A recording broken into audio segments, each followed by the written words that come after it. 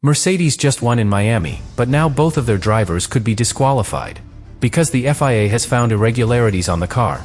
And if this decision goes one step further, Antonelli loses the win, Russell loses his result, and the entire championship changes overnight.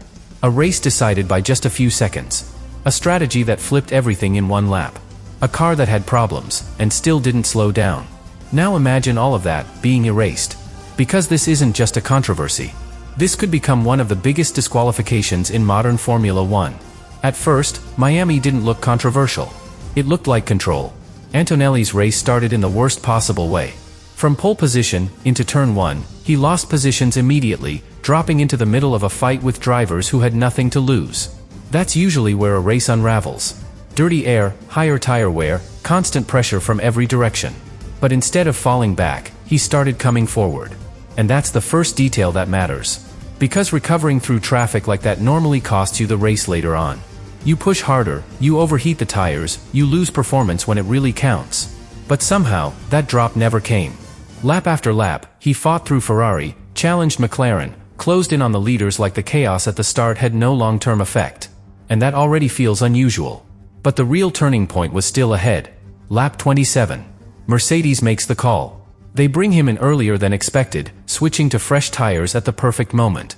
He comes out pushing immediately, extracting everything from that new set. One lap later, McLaren reacts. But it's already too late. That single lap, just one, creates the gap that decides the race. Antonelli comes out ahead. Clean air. Control. From that moment on, the race is no longer chaotic. It's calculated. And on paper, it's a perfect execution. But here's where things stop being simple. Because that kind of strategy only works if everything else is working perfectly. Tires have to switch on instantly.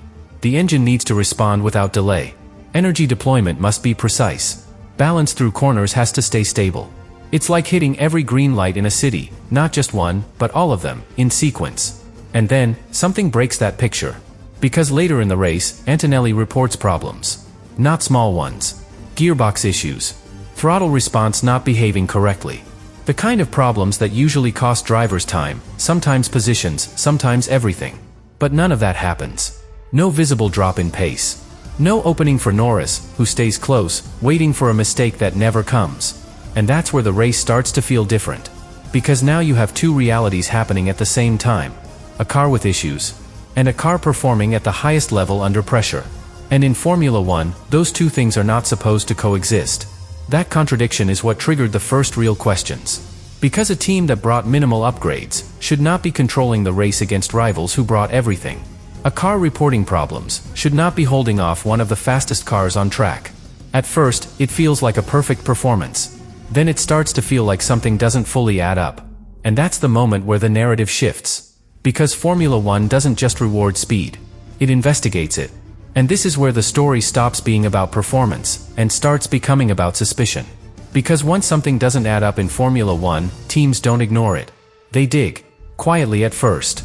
McLaren was the first to feel it during the race itself. Norris wasn't just close, he was stuck. Always within reach, always applying pressure, but never getting the moment he needed. And that's unusual, because when two cars have similar pace, there's always a window. A mistake, a weak corner, a chance to attack. But that moment never came. And that's what starts to frustrate engineers.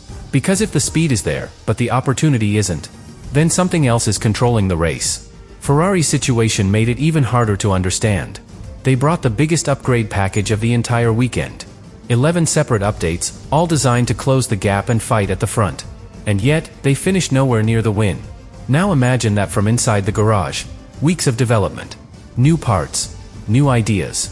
And still, behind a team that barely changed their car. That doesn't just hurt. It raises questions. Because in Formula One, upgrades are supposed to move you forward. If they don't, it means either you got something wrong, or someone else has something you don't understand. Even Red Bull, a team used to controlling races, found themselves in the same position. Close enough to stay relevant, but never in control when it mattered most.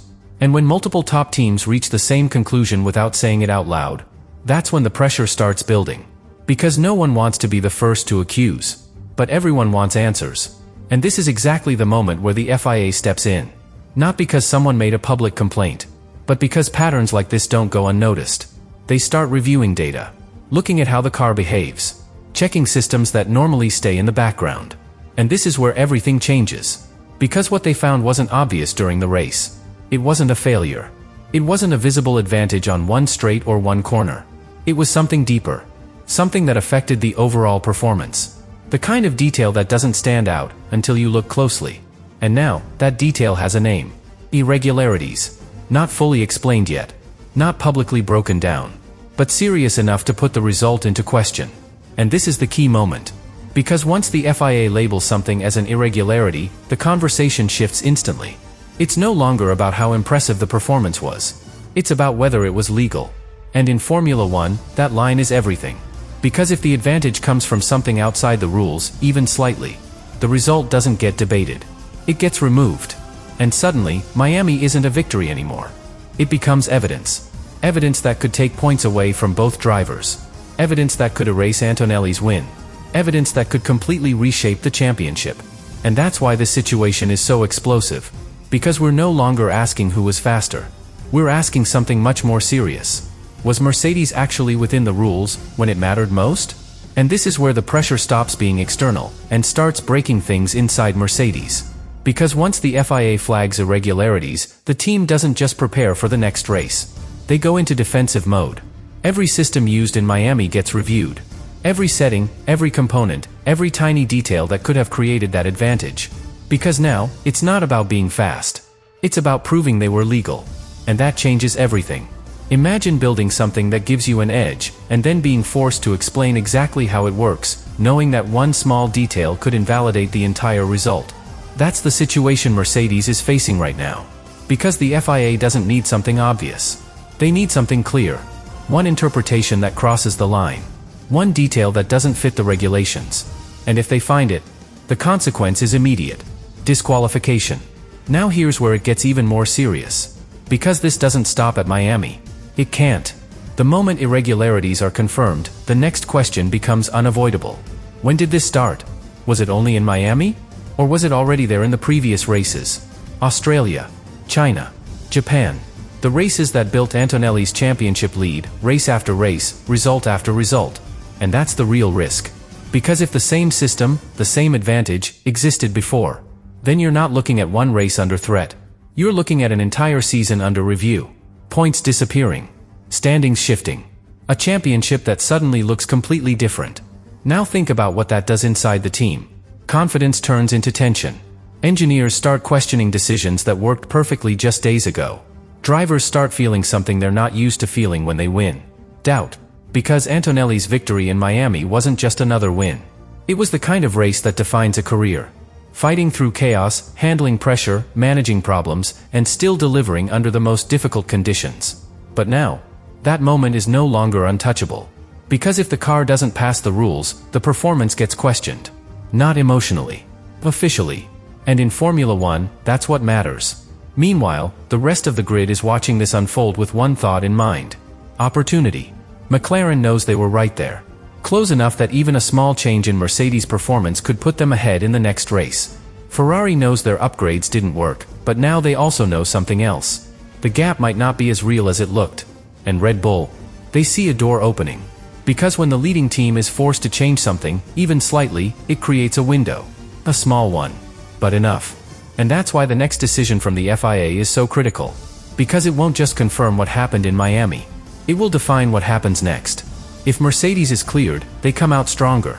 A team that survived scrutiny and kept winning. But if they're not, then everything changes overnight. The championship resets. The pressure flips. And the team that looked untouchable becomes vulnerable. Which leads to the question nobody inside Mercedes can ignore right now. Was Miami the race that proved their dominance? Or the moment everything started to fall apart? And this is where the full picture finally comes into focus. Because Miami was never just about one race. It was a chain of moments that, at the time, felt separate. Now, they start to connect. The chaotic start, where Antonelli lost positions but somehow didn't pay the usual price later. The recovery through traffic, clean, controlled, without the typical drop in tire performance. The undercut on lap 27, executed with absolute precision, gaining just enough to take control of the race. And then, the most important detail of all. The final phase. Pressure from Norris, constant, lap after lap. Close enough to force a mistake, but never getting one. Even when Antonelli reported gearbox issues, even when throttle response wasn't perfect, the performance didn't collapse. That's the key. Because in Formula 1, pressure exposes weaknesses. It always does. Tires degrade. Systems struggle. Drivers make small errors. But in Miami, none of that happened in a way that changed the result. Everything held together. Too well. And now, with irregularities confirmed, those moments are no longer just impressive. They become suspicious. Because what looked like perfect execution might have been supported by something else. Something hidden in the way the car behaved. Not obvious. Not visible. But effective enough to control the race from behind the scenes. That's the missing piece. Because the question was never just how Mercedes won.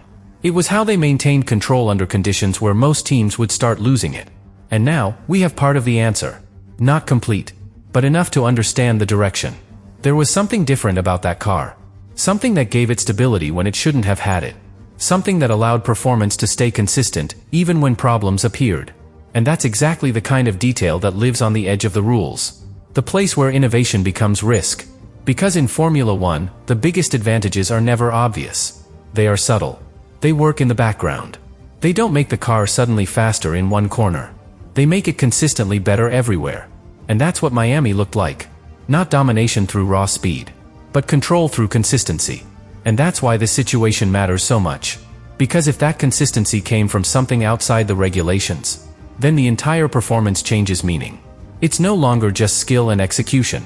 It becomes a case, a decision, a line that either holds or breaks. If the FIA rules that everything was within the limits, then Mercedes didn't just win. They mastered the rules better than anyone else. But if that line is crossed, then Miami becomes the moment where everything unravels. The race that looked like proof of dominance becomes the trigger for consequences. And not just for that one Sunday.